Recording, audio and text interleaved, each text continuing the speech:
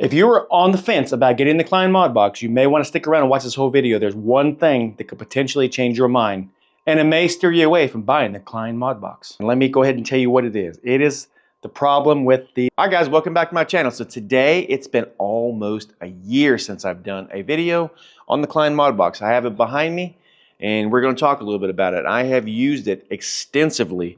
It has really surpassed a lot of my rigorous testing. Now, I have taken it to the car wash. I have left it in the snow. I have left it in the pouring rain.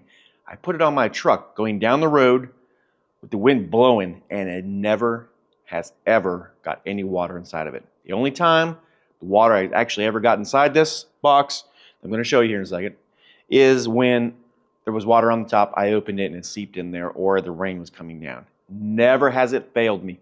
I absolutely think, in my opinion, that this box, well, let's get into the video first. I'll tell you a little bit more about the pros and the cons of it. I'll tell you if I'm still using it, and I'm telling you the very bad things about it. So let's bring the camera down here. I will show you the box, show you what it looks like after some pretty strenuous using, and we'll go over my likes and dislikes. All right, so the last time you saw this box, I was just giving you a 3-month, I think, review about it, and I will have to say that in that review, I really thought it was a pretty top-notch box. As we can see, you can look at it and you can see it's been used pretty good. It's been outside. There's dirt all over it. There's scratches. Right now, it is semi-barren in here. Taking a lot of my tools out right now, and there's a reason for that. I bought another MODbox, the newer one with all the drawers in it. So I'm going to be reviewing that one also. There's a big difference, in my opinion, between this one and the other one. And when you see that review, you will see what I'm talking about. Of course, if you've seen the other box already, then you kind of already can look at this whole setup and you can kind of see. So I'm going to show you what's in here. Talk to you a little bit about some of the pros and the cons, like I mentioned. And we'll go down that route. Now, I will say, when I open this up, you're going to see some tools in here, obviously, but this tray was completely full when we started.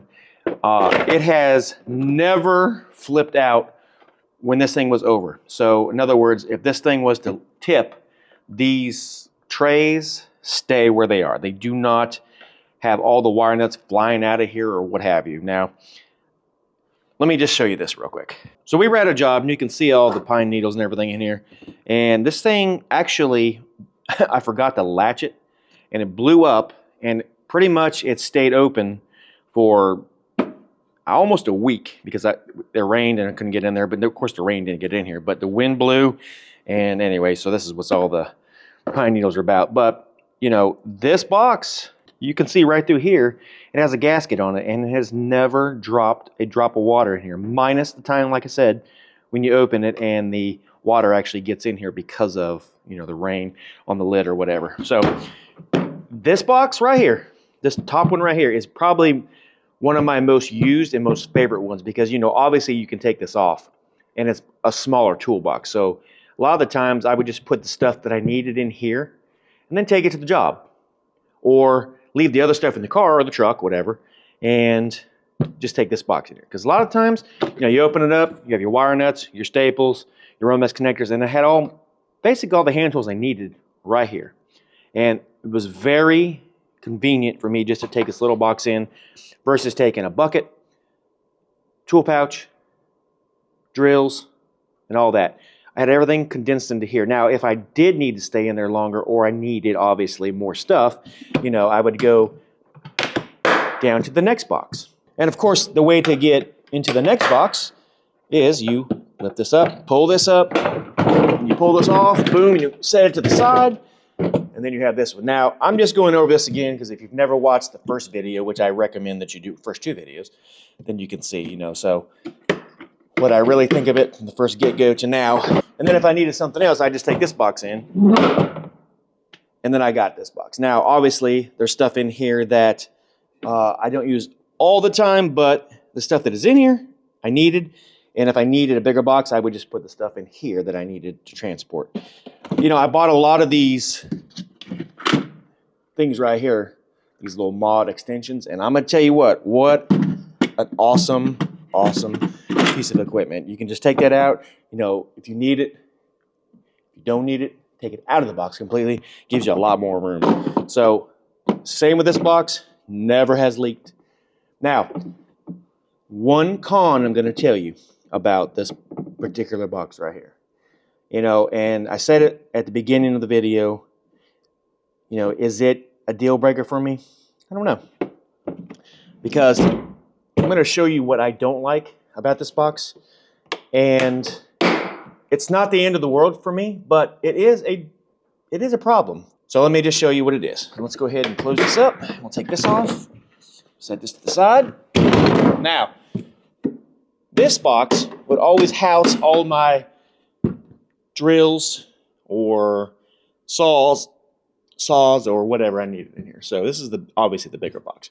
Now, the problem with this box is this. When you open this lid, it does not stay open all the time. So it's kind of annoying. So what I would normally do, I just put a piece of Romex around here or whatever I had, and I would just, you know, strap it to here so the lid would stay open. Sometimes it does stay open. Today, for this video purposes, I bet you that it's going to stay open. We'll see. Okay, so it does. So it's supposed to stay like that. A lot of the times, see? You're supposed to open it and slam it. There you go. Now it's not staying. So sometimes it does, sometimes it doesn't. So it's annoying a lot of the times when it doesn't stay open. But for the most part it does stay open. Like I said, it's not a deal breaker for me, but there are those times when it will not stay open. You can see it's very easy just to push down. So when I first bought it, as you saw in the video probably on the very first one, when you actually opened it, it actually stayed open and you couldn't really push it down. But now, because it's so worn in that it just doesn't. So like I mentioned, you know, you can put a little hook around here or hook around here or whatever just to keep it. That's about the only issue that I've had with this particular box right here. Still love the handles where you can put the benders in here. And in this box, you can pull wire out of it if you so choose to. I've never done that. Not saying I wouldn't. I'm just saying I never really had the need or the want to. So just we're on the same page, you know, that is really the only issue that I've really majorly had with this box. You know, is it a deal breaker? I don't know. I don't think it is. Not for me, it's not, because it houses all my tools in one spot. If you know me, you know that the trunk of my car usually always had tools from left to right, from the bottom to the top. Well, now I can condense these into one of these boxes here. You know, I still have stuff in the trunk, but I have room in the trunk now. Now, if I'm in a vehicle, car, for instance, this pretty much can go in my trunk, but it's pretty tight. So if you have a big trunk, you know, chances are it's probably not going to fit. Now, my two vehicles that I have, it does fit in there. I prefer when I'm driving with my work car, I guess you want to call it, I tend to put the bigger boxes in the trunk, the smaller boxes in the back seat. That way, you know, I don't have to cram everything in there, and if I need to get it out quick, no problems. I don't have to fight everything to pull everything out just to get to one thing. So, you know, that's just the thing you got to think about. Other than that, I have no problems with this box. The weight is good, I think. Now, when you load it down, obviously, it's going to be heavier, but you know, you just got to pick and choose what you want to put in there. You don't want to put everything in there. At least I didn't. So, in my opinion, is the box worth it? Hell yes, it's worth it. 100%. It is expensive, but you get what you pay for. Having said that, I did mention in this video, I do have another Klein MODbox review coming out. It'll be the very next week after this. So 2 weeks after you see this one, you're going to see the beginning of my new MODbox video. Now, that one, you might want to check it out because I'm not so sure about that one. But we're going to test it just like I did this one. But we're going to actually test this one in a different route. I'm actually going to take it down the road in the rain through a car wash so we can see if it does leak, because that's going to be like a tarantula rain. If you know where that saying came from, leave me a thumbs up, tarantula raining. Also, you're going to see it loaded some tools, just like you did with this one. Be on the lookout for that 2 weeks from this video when you see it. So you might want to stick around for that. But also, if you want to see the very first video of this, check right here in the corner. That will be coming up. You will see my first initial impressions with the whole box completely loaded down. So you can see what it looks like when there's stuff in it. If you like what you see here, like and subscribe, and I'll catch you on the next one. Have a great day.